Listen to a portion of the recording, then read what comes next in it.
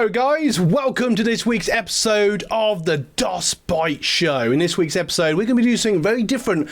Going to do a trip down memory lane, and we're going to have a little visit on eBay today, because that's what we love to do. I don't know about you guys, but those of you that are into retro computers, vintage computers, old computers, DOS computers, whatever you want to call them, I love just flicking on my phone on eBay, just looking at, old computers, tempting myself to buy stuff. So let's just have a little trip down memory lane and just see what's about, just our pure interest. If that sounds interesting to you, like and subscribe to this video. So we're just going to have a brief look. The first one we're going to have a brief look at is the legend that is the Sinclair 81. I absolutely love this. Now I've gotten the .com version because I appreciate that most of you are from America, etc. So I just thought that would make more sense. So let's just see what's about. Bit of an adventure, really. Right, so here someone is selling a new, I can't imagine it's new, but a Sinclair ZX81 computer kit. Apparently it comes with everything. The power unit, extra stuff, doesn't even look like it, but that's cool. Put in the comments below what computer you like to look at, or what was the last one you've purchased from whatever site that you get yours from. It'd just be interesting to know. What is that? That looks like... okay. Cool. Yeah, so I've actually got one somewhere, and I absolutely used to love the ZX81 as a kid. I for years and years and years, never actually saw one working, because for whatever reason, through families moving houses and stuff like that, the plug got lost somewhere. But when I went to a place called The Cave, which is like a museum in England, fantastic little place. I would highly recommend it if you live anywhere near the UK. It's like a converted sort of mill, and it basically is full of retro computers of all ages, from things like the ZX81 right up to sort of like the early to mid 2000s, 90s. So it's really a great place, and you can literally have a go on everything and try it out, and I highly recommend it. Just type in The Cave and have a look. Well, this is interesting. So apparently for $6, oh, it's an emulator. Okay, that's cool. Has anyone ever seen the graphics on a ZX80? It's it looks quite cool now. It's funny how it's just a wander through the walls and stuff like that. There you go. There's the graphics for you. My granddad actually used to tell me many stories of programming simple games for the family, and saving them on tapes and just having a bit of fun. Please feel free in the comments below to share your stories as a kid growing up, or even if you're doing it now, just be really curious to see. And there is actually an 80 I saw earlier, you may have saw just as we started. Whoa, it's like 600, but I suppose it is retro. I don't know if I would pay that for that. Something that a lot of people say about these ones is the keyboards weren't great, because they're almost like they're very delicate keyboards, very easy to break, and they're not very satisfying when you press them either, which doesn't make them particularly user friendly. And when I finally had a go at one at that K place, for someone who's very impatient like myself, it's just like, get on with it. But they are brilliant, and I absolutely love these. Now, for many of you, something that you may prefer is a Spectrum, the ZX Spectrum. This is something that many of you, this is apparently $270 now. So what would that be in my money? That would be £180, something like that. There we go. So what was awesome, I think for many of you would probably agree that the Spectrum is probably the legend one. There you got all the cables, the famous Sinclair plug. Looks like it's been modified by the look of it, but I might be wrong. But what was better about these is they had a bit of a more, I'm not going to say modern, but a much better keyboard, actual buttons. I think they were spring buttons, but I apologise if I'm wrong. And what I found with the Spectrum is it's just more satisfying, and it's basically what the ZX81 should have been, but I guess this came slightly later, and for many of you this is what a lot of people again, when I went to that place, a lot of people were talking about the Spectrum. A lot of people mentioned that as like the go-to classic vintage computer, and for many people it was like the best computer of all time. For a lot of people, for a lot of those of you out there, and as you can see here, there's some little pictures of some of the things you can program on there, which is really cool. There's the inside of it, apparently, I assume. There it is, look, with all the cables.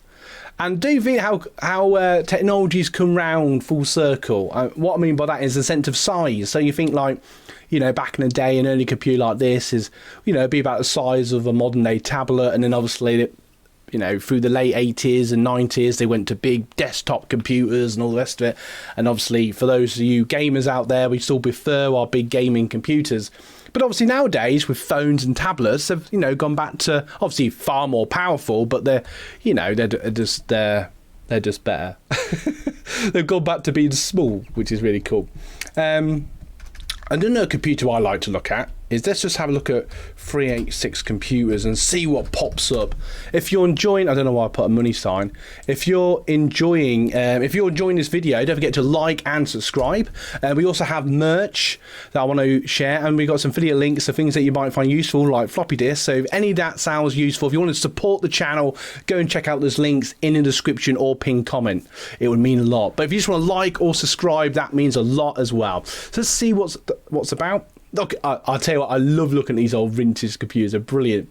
There's space for a 5 1/4 floppy. It has what I used to call an A floppy, but 3.5. I assume it's an old school 7 kilobyte one. Now, for ages, I wonder what that, so you can't see my finger, but that little green, let's see if we can zoom in. And I believe, correct me if I'm wrong, but I believe that shows like the megahertz of the chip speed. For ages, like, what is that? Because I don't remember, because my grandparents actually had a like photocopying business, so they always had like old computers about, and that's probably partly why I love all these vintage computers, or DOS computers as I call them. But I don't remember any of them having that like little clock thing. But maybe they were just the ones they had. Oh, here we go. Look, we're going to disappear now. Look at this vintage. Look, a Hewlett Packard apparently, created in the war. Oh, I'm in my element. So let's just go back to 386 computers. That's sort of the age I look at. Being brutally honest. Oh, this is a bit. That's pretty cool. $80. So that'll only be about £40 or £50, I think. Put a bid in. Obviously, it'll probably go for more than that. Now, obviously, something I'd highly recommend, I'm sure most of you do, but I always make sure that they've sold quite a lot and they've got a high positive rate, whatever site you buy them from. I highly recommend that, just so you don't get, you know, done over, and hopefully what you get is what you want to get, rather than, you know, a brick in a box or, you know, complete rubbish. There you go, that's got both drives. That'd be quite cool. What sort of games, put in the comments below what sort of games that you used to play. I'll just be really curious to know. Obviously, in this sort of age computer, I used to play things like Wolfenstein, Secret Agent, or Sam as I used to call it, Duke 1, a game called Golf. Those of you that have played it may recognise what I'm about to say. Looks like he hit a tree, Jim. I don't know why that's funny, it just is. And what is it about? Now, for me, when people talk about keyboards, for me, I don't know about you guys, but this is what I call a keyboard. It's a bit worn, and could do a bit of a clean, if I'm honest, but we can't all be, you know, clean freaks, I guess. But for me, though, this is a vintage keyboard. I've actually got one of these, a Packard Bell one somewhere. Perhaps have a look at that in a moment. And I just love these sort of olds. I just love them. I don't know why. It's the sound, it's the satisfying click they make. And I think that's probably, if I'm brutally honest, that's why I like gaming keyboards nowadays. Not even for the colours. I'll take or leave all the colours. I just like the satisfying, I don't know. I just like it. Anyway, to see what else there is. Let's not get drawn into anything particular. A type of computer I look at a lot. Let's just see what's in the 486, just out of interest. Oh, that was quite cool. That's a Packard Bell. We was on about Packard Bell, weren't we? So there we go. It's a nice vintage Packard Bell. That looks like the model. I'm getting excited now. I don't know what it was actually called because I was only about 7 years old or whatever. but that looks like a similar model to my granddad's first Packard Bell that had Windows 95 on it and DOS, and I used to play things like Need for Speed 2, FIFA 97, CivNet. And put in the comments below, I know, you know, in past experience, I know people that used to love Packard Bells, and I know people that used to just hate on them. And I guess it just depends on your personal experience, but I loved them. And one cool thing I used to like about them personally, I don't know if it's just the ones my granddad got or just whatever, but I used to love the fact they used to come with loads of games. Like, I remember the first one, it came with like CivNet, and it had like, I think it was like a children's encyclopedia and Oceans, and this thing about the bodywork, which was really cool. I had loads of games. I seem to remember the next Packard Bell we had, which was the Windows 98 one. That came with like, I think it came with like a football manager, and it was just really cool that they gave all this sort of free software or freeware or whatever, and it was just, I don't know, just really cool. There's an old vintage CD-ROM. Do you remember when we used to call them CD-ROMs? Oh dear, people nowadays wouldn't know what you're on about probably. They're just like, CD-ROM, what? Oh dear, there's an old school mouse. Actually, put in the comments below, I know I've asked a lot of questions today, but put in the comments below who still has, I'm sure if you watch this video you probably do, who still has a vintage mouse. That's a video I need to do, isn't it? With a proper ball in or whatever. I think the oldest one I've got now, I've got a vintage Packard Bell one, which came with my granddad's second Packard Bell, and I love it. When I've got my vintage laptop out, I'm always using it, and I absolutely love it. But the oldest mouse I've actually got actually came with a computer. Let's see if there's one here actually. I can't even spell on live TV. It's a computer that some of you either know or don't know, and it's basically this. Wow, that's expensive for one of them, but it looks in better condition than that, the top one. And it's basically the Sinclair PC200, that when Amstrad took over sort of Sinclair, and they basically used the name in England anyway to use Sinclair still, because they knew a lot of people liked the Spectrum and that sort of jazz. And this was basically just a work computer. My granddad had one back in the day just to use a program called WordStar, which for those of you that may or may not know, just think of like Word but really old. And yes, it had its own vintage keyboard, and there's actually a portable version of this, right? Get this, right? There's a portable version of this which is just as big, if not bigger, but it has a screen on it, right? Work that out. So it probably weighs more than this does. I don't know, it just makes me chuckle. Why am I looking at this again? I just love it. This is one of my favourite computers. It was always sitting around the office somewhere, or it was at my granddad's house, and it was like his work computer back in the day. And I don't know, I've just got a lot of fond memories with this particular machine. And yeah, so put in the comments below what your favourite machine was. I absolutely love this. It doesn't look in the best condition, if I'm brutally honest. I think the one I've got is better. So I'm proud of that. But to be fair, you know, it's not bad. I definitely wouldn't pay €2,000 for it, but but each their own. Let's see, this one's much cheaper. It's lost the top, which is a shame. But I don't know, I just love these. And I love the fact you can actually open the top, actually. So maybe he's got the top still, and you can actually very easily add upgrades, with something modern computers don't do easily. But that is a different question. But it looks, you know, apart from that, it looks all right. It looks, you know, pretty good condition for the age of the computer, which is really cool. There's some floppy disks. We do have some video links to them. There's a ZX again. Oh, look at this. Oh. Okay, Dave, you're getting pulled into this. I could be here literally all day.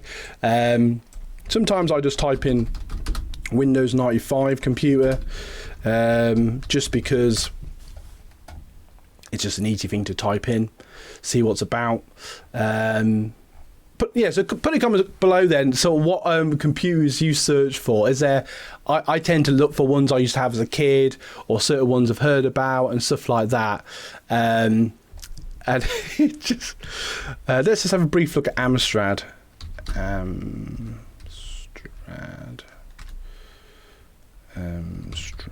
computer. Just bear with me. There's an old one. I think some of you may have seen these ones. That looks a bit ropey, but it's one that has its own tape player and ready. This is proper old school. I personally, unless I was able to really Bring It Back to Life. I probably wouldn't bother with that one. See what else is about. Oh, here we go. This is what I call vintage. Look at that. Those of you in the comments who had Amstrads? Oh, I want an Amstrad so badly. This is cruel. This video is cruel to me. This is the old school monitor. This is the flop. Oh dear. Vintage keyboard. The noises they make when you turn them on. You know. Oh yeah. Oh dear. Anyway, so if you got value from today's video, I'm going to leave you 2 end cards at the end of this video that are going to give you absolute value. Thank you so much for watching. Don't forget to like and subscribe if you got value from today's trip down memory lane of just a brief, this is a brief look. I could spend hours looking at these old computers, but if you got value from today's video, don't forget to like and subscribe, hit one of the end cards if you want to watch even more valued videos, and thank you so much for watching. I'll see you next time.